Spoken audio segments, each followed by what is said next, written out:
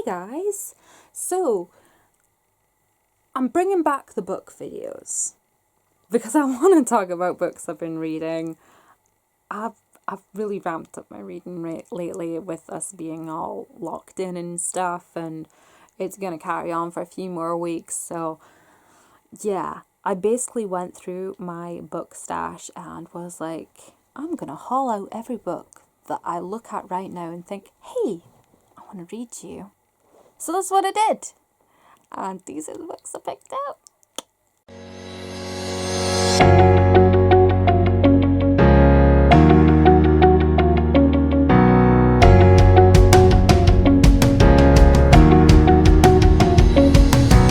First of all, I have A Mother's Dilemma by Emma Hornby. This is a historical romance. I have already read this.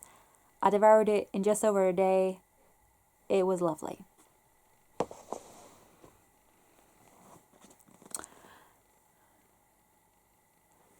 Perfect Heritage by Penny Vincenzi. I've never been too sure about how to say that. I have a couple of her books. These are hunkers of books, and this is about the decline of a family empire, business empire, and it's a romance, and yeah, that's about all I know about that guy. I'm not going to give very concise synopses because that would just take way too long. We have The Seven Deaths of Evelyn Hardcastle by Stuart Turton. I actually don't know what this is about. Some kind of body hopping thing. But I still have the receipt, and the other book that I bought at the same time of this is in here somewhere. But I bought this on the 21st of February 2019. So yeah, it's only take me like a year and 2 months to get to it.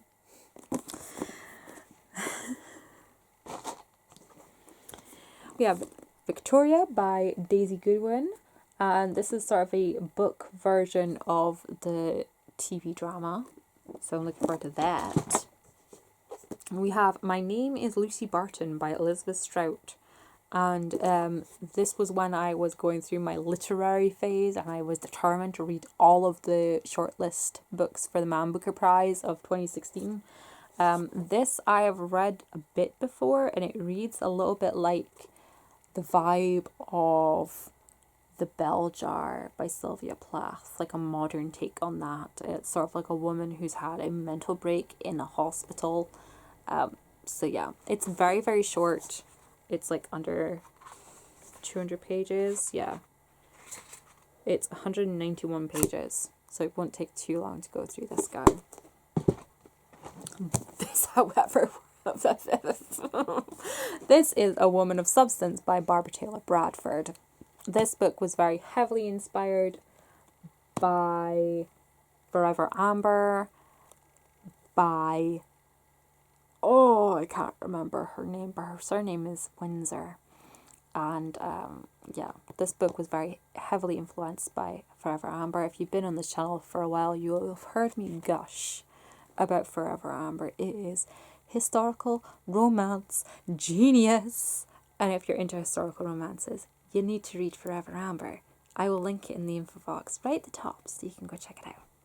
But this is a beautiful saga of a woman making something of herself from the pits of social life, basically. And yeah, I've watched a TV miniseries which has Liam Neeson in it. I've watched it many, many times. I've tried to get into the book many, many times. So maybe we can manage it this time. Maybe.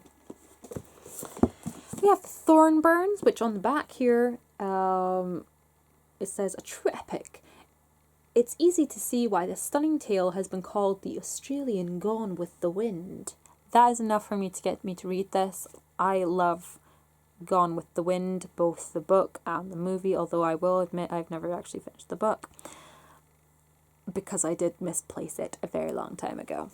So I may get to that soon. But yeah, I'm going to try and read The Thornbirds by Colleen McCulloch. We have The Trick is to Keep Breathing by Janice Galloway. Potential distant relation of mine. Not too sure. My family's from about the same area she is from. But it was also published the year of my birth, which has always drawn me to this book. I think I've read it the whole way through a couple of times now, but I really like it. It is a bizarre look into grief. So yeah. And the way the prose are laid out and styled is beautiful. Is beautiful. We have An English Woman in New York by Anne Marie Casey, which I have not read. I can't remember what it's about, but I thought it was a romance. I thought it was a sort of like, oh god, what was her name? Louise Weisberger, whoever wrote The Devil Wears Prada. I thought it was a that sort of style product. So yeah. We are going to try and get to that guy. We have The Little Hotel by Christina Stead, or Steed, I think it's Stead. And this is about bizarre kind of hotel in the Swiss Alps. I think it's after the war? Yes, after the Second World War. After the Second World War, eccentric characters from across the ruined continent find themselves thrust together at the fourth class Hotel Swiss Touring, by Lake Geneva. In the claustrophobic atmosphere of the little hotel, the guests' foibles, prejudices, and desperation, their petty jealousies and vindictiveness cannot be contained for long. Witty and concise, The Little Hotel is a highlight of Christina Stead's later works, a sharp satire of life in post-war Europe. So yes, plus, when I saw this in the bookstore, there were a bunch of other works of hers that were big hunkers. And I was like, wow, I don't know if I'm going to write her like her writing style, but I like the concept of the other books. So I picked the smallest one that was there. And I've read a couple of chapters before, and I liked it. So we're looking forward to that. We have The Fingersmith by Sarah Waters. I, again, have read a few chapters of this, never actually completed it. I am so for this. I think this is the one where she swaps roles with a wealthy lady to try and trick her out of her money, and it goes awry. But yeah, I like Sarah Waters. The first book of hers I read was Tipping the Velvet, obviously, and it kind of just introduced me into like lesbianism in literature. And yeah, I'm not gonna go on a big like, I don't know, rant about it as some people do, because I don't like that.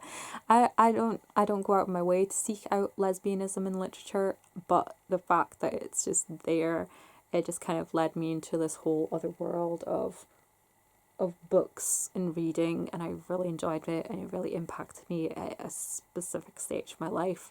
She and, have I got another book here? No, I don't. But Jeanette Winterson. Is it Winterston? But yeah, she's the one who wrote Oranges Aren't the Only Fruit, Written on the Body. That is the work that I first got into with her. Written on the Body is beautiful, ambiguous, sensual. You need to read it. The Bronze Horseman by Paulina Simmons.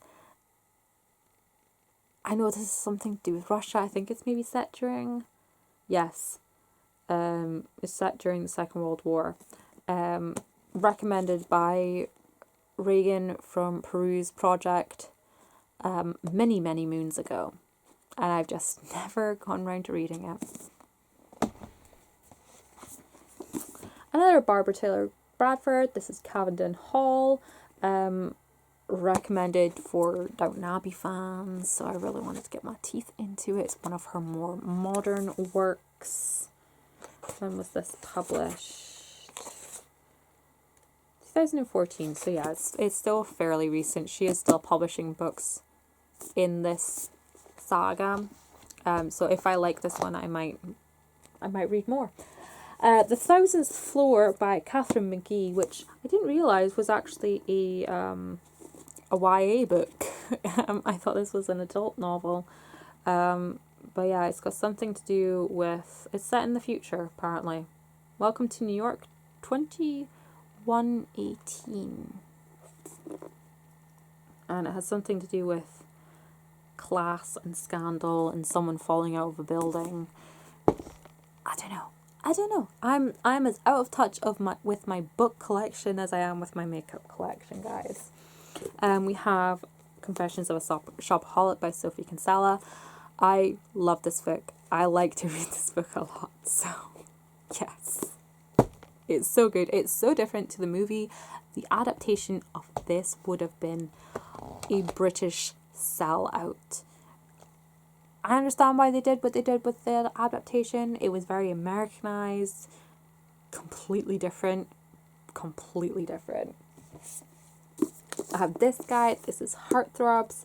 This is actually a non-fiction work. It's the history of women and desire and how, and the influence of media on women and relationships. Interesting concept. So I'm looking forward to getting into this guy. I have two Mills and Boons books, the His Unsuitable Viscountess and The Rake with a Frozen Heart. I picked these up years ago. There's one of them that I like, and I couldn't remember which one it was. So I kept them both. I didn't declare either of them. And now I'm really in the mood for like historical romances, so I'm really glad I kept them. They are very short because they are, I'd say Mills and Boons. They are like 300 and something, like 350 pages each, but the size of the book, if I show you against a regular size print book, like, yeah. So it's printed out as like 350 pages, but it will probably read more like 250 pages. So yeah, looking forward to those two. I have the Sin Eater's Daughter trilogy by Melinda Salisbury. I read Sin Eater's Daughter the day it came out, like literally, like I read it in a day. I was so pumped for this book. And it's a bizarre concept. Sin Eater, when someone dies, they have to lay out a type of food for every sin that person has committed in their life. And the Sin Eater must eat all their sins for them to pass into the afterlife. And there are like certain sins that she will not consume. And if she doesn't finish them, if she doesn't eat all the person's sins, then they can't go to the afterlife. So yeah. But there's more to it than that. That's just the concept of the sin eating. But yeah, the first book was a whirlwind. I haven't gotten to the second and third books, so yeah. I want to reread it and then finish the trilogy.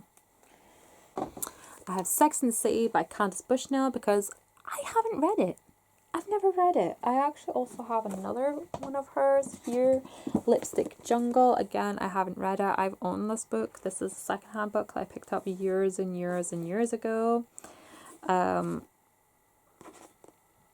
But yeah, I've never gotten to it. I've watched I've watched the TV show of Sex and the City and the TV show of Lipstick Jungle, which not a lot of people watched. It's good. You should watch it. You should. So I'll get to those, guys. Then we have the Moth Diaries by Rachel Klein, which is sort of like a vampire / lesbian infatuation. I've watched the movie, haven't read the book. Movie has Lily Cole in it, made me very happy. We have We Were Liars by E. Lockhart. This was huge on YouTube when this came out. I've still not read it. It is very short. I could probably bang it out in a day, but I've still not gotten to it. The Company She Keeps by Mary McCarthy.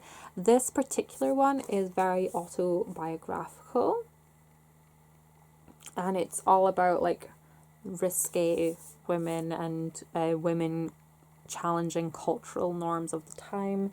I do have another one here, The Group, which I believe has been made into a movie, and it has an introduction by Candace Bushnell.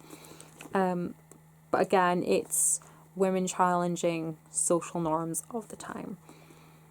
And I like that sort of thing. Like, I believe, 1930s New York, and this one's 1940s New York. But I like that time period of late 1800s up into the Second World War, the drastic amount of social change that happened within British culture and within American culture, because I know we have Western culture, but British culture and American culture is completely different. There are a lot more, I feel like there's a lot more complexities in American culture at the time, because in America it was still new. You still had the ability to invent yourself and make something of yourself, a la Great Gatsby style, just create a new persona. And in fact, there's a few, oh gosh, I can't remember her name,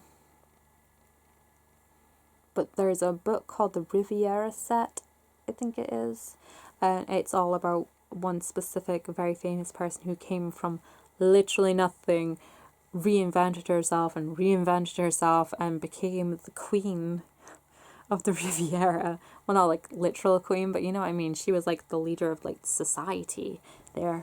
But yeah, my mind just goes off on tangents, guys. I'm so sorry. But we have those two. We have The Well of Loneliness by Radcliffe Hall. And again, I believe this is a lesbian fiction. Like, I'm not purposefully seeking lesbian fiction, but I like that unusual aspects. And plus, there is a novel that I'm writing that has a like lesbian romance plot theme going on in it, and I want to see examples of it written so I don't fuck it up. So yeah, especially again from time periods where this sort of behavior was frowned upon and how is portrayed, especially in literature. So there is that. We have Longbourn by Jo Baker. This is supposed to be a sort of, I don't know. Sorry, I took a moment to read the back. But yeah, it has something to do with like the maids in Longbourn House, which has something to do with Pride and Prejudice, because I know they visited Longbourn, but I'm not sure if it's directly related or if it's just an idea. We have Friends and Other Enemies by Diana Steinforth. I've read another book from her. It was really, really good. I would love to read other books by her. I don't think it's going to be in here, no. I think the other book I read must have been published after this, so I can't remember the name of it. But again, this is just really good. It's like law romance. Well, the last one I read was law romance, so we'll find out what this one's like. That should be interesting. We have Rebecca by Daphne du Maurier, because why the hell not? I haven't read it. I know it's supposed to be a very, a bit like Jane Eyre, like a 40s take on Jane Eyre. But yeah, we'll see. I have another non-fiction. This is Lauren Graham, Talking as Fast as I Can. It again is extremely short. When I ordered this, I was so disappointed. I picked this up when it first came out, but I was so disappointed by how short it is, because it's supposed to be a biography of hers, and I'm like, really? Is this all you have to talk about? Really, Lauren? Is this it? So again, that shouldn't take me too long to go through. I have another Mills and Boon book. I have another one of these, but I can't find it anywhere. This is Claimed by the Boss. It's 3 books in one. We have... Does it say? No, it doesn't. We have Beauty and the Brooding Boss, 9 to 5 Bride, and Swept into the Rich Man's World. So yeah, that should be interesting. We have Your Presence is Requested at Savanto, and this is kind of the same sort of vibe as the Little Hotel. It's sort of like post-World War. They're a sort of eccentric people's retreat, and yeah, it's quite short. It's something that I could easily burn through, so I'm looking forward to that. We have The Homefront Girls by Rosie Goodwin. I have read this before and I'm looking forward to rereading this. This is all about girls who are... Where is this set? Coventry. Yes, Coventry. And it's set during the onset of the war and how these 3 girls come together and adapt and become friends and help each other. And there's other like social complexities in their background come to play as well. It's really, really good. It's really heartwarming and I love it. We have The Night Watch by Sarah Waters, and this is post-World War II? No.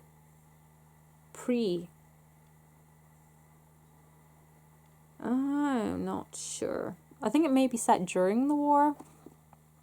But I've read a bit of it before. I've read about a quarter of it, and again, this sort of deals with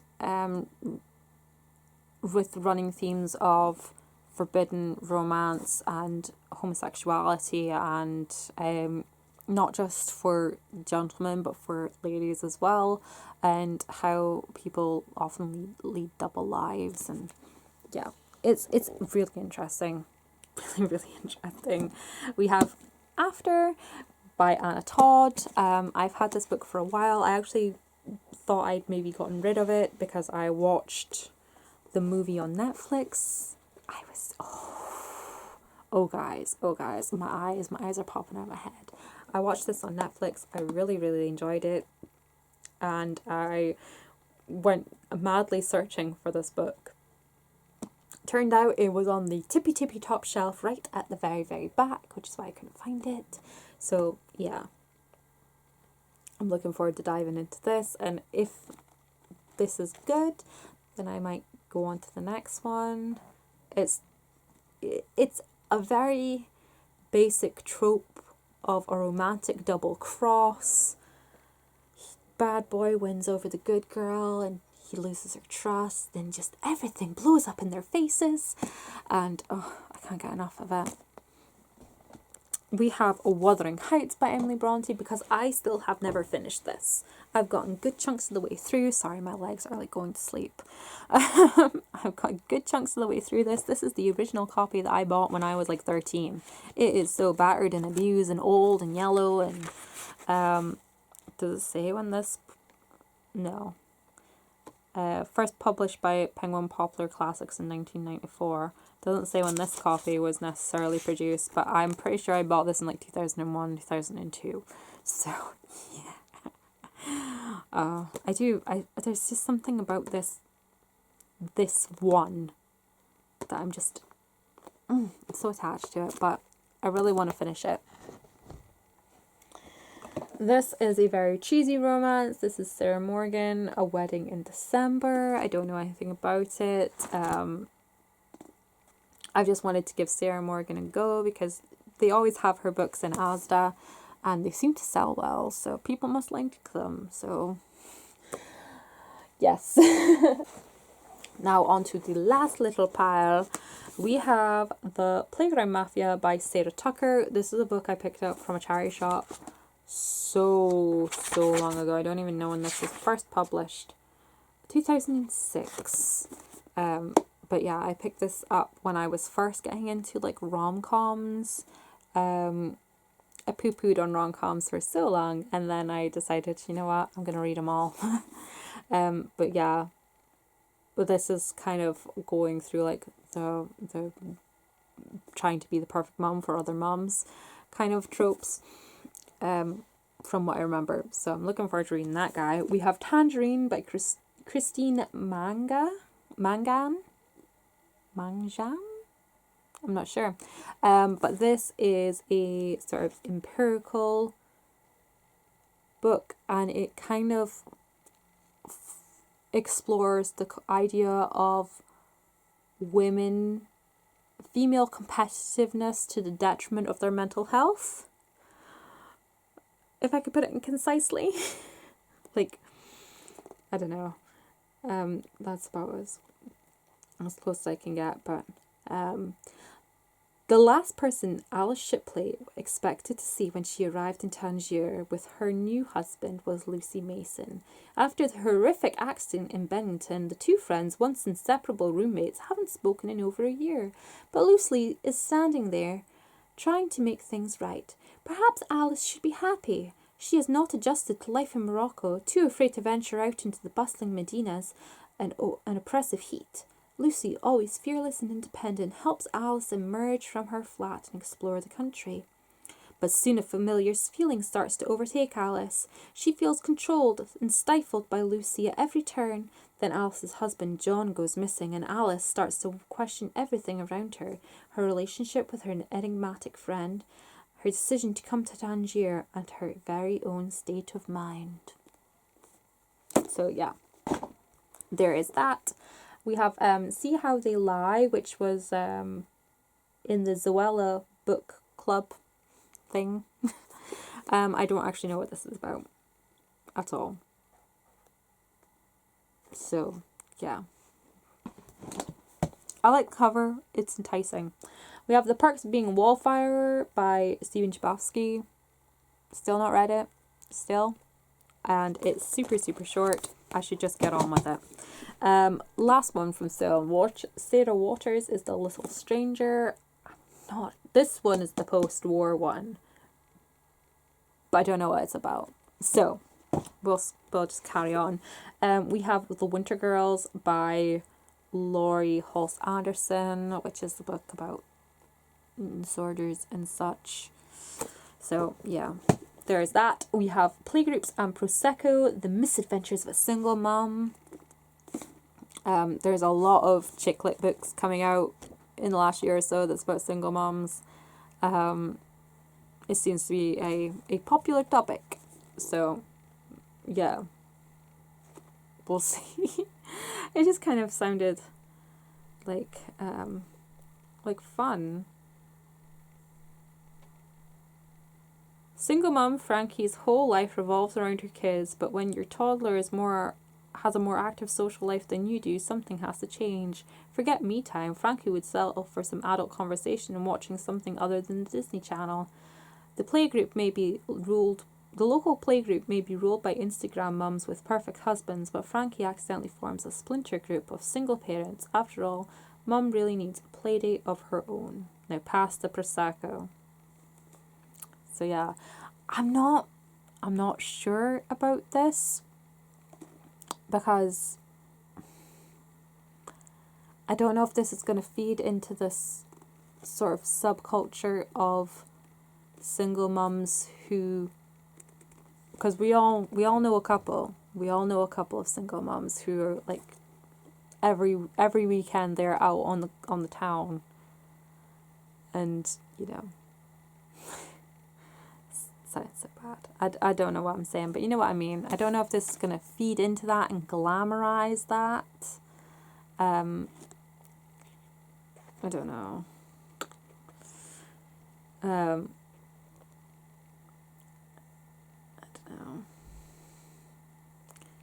don't know. Because we all know a couple that kind of live the high life and have that superiority complex for being able to have it all, but do they really have it all? But we'll read it and see. I hope that's not the case here. We have Can You Keep a Secret by Sophie Kinsella, which actually is a rebinding of this. I picked this up a while ago, but this was originally published in 2003, and has recently been rebound, and yeah, I'm all for it. I don't know if they changed the name, did they? No, it's still the same name. The Confessions of a Shopaholic used to be called The Dream World of a Shopaholic. So I know they do sometimes change their names. But yeah, this is about a girl who spills everything, all her secrets that she's ever told, all the lies she's ever told, to a stranger on a plane, who turns out to be someone very important and influential in her life. So there is that. We also have Maybe This Time by Jill Mansell, which is a recent release. I think this came out just before Christmas. Yeah, just before Christmas. And I actually don't know what it's about. I just saw Jill Mansell.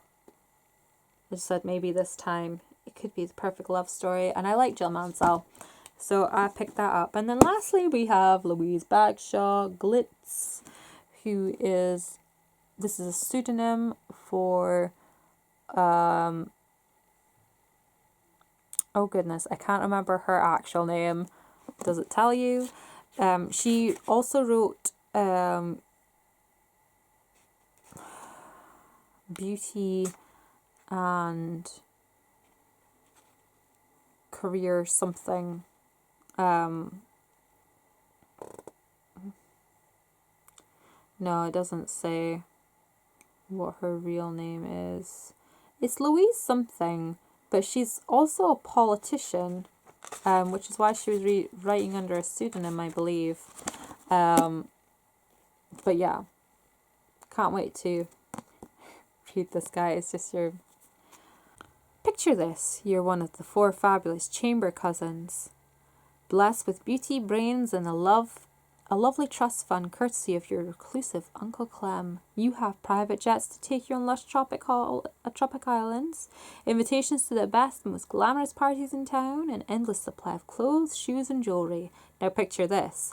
Uncle Clem announces he's getting married to Bei Ling, a woman more than half his age, and suddenly everything changes. You have no money, no skills, and no idea of what it means to stand on your own 2 feet.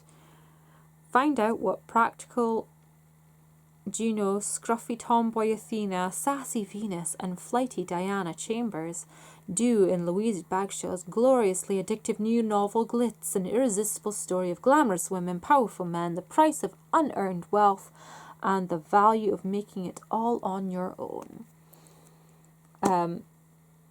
But the one she wrote, Beauty, was amazing. Really, really good. I will link that in the info box as well. I would recommend it. So I'm looking forward to trying some of her earlier work. And those are all the books, all of them that I would like to try and read. Not necessarily all in May. Like, I'm not crazy. I'm not going to spend like every second of the freaking day reading books. It's not going to happen. I've got 2 little kids. It's not going to happen. No. But these are the books that I would like to try and read. And I'm going to sit them. Actually, I haven't shown anyone just yet my... Woo! I got this bad boy. And I love it. It's glorious. It's so lovely. I love it.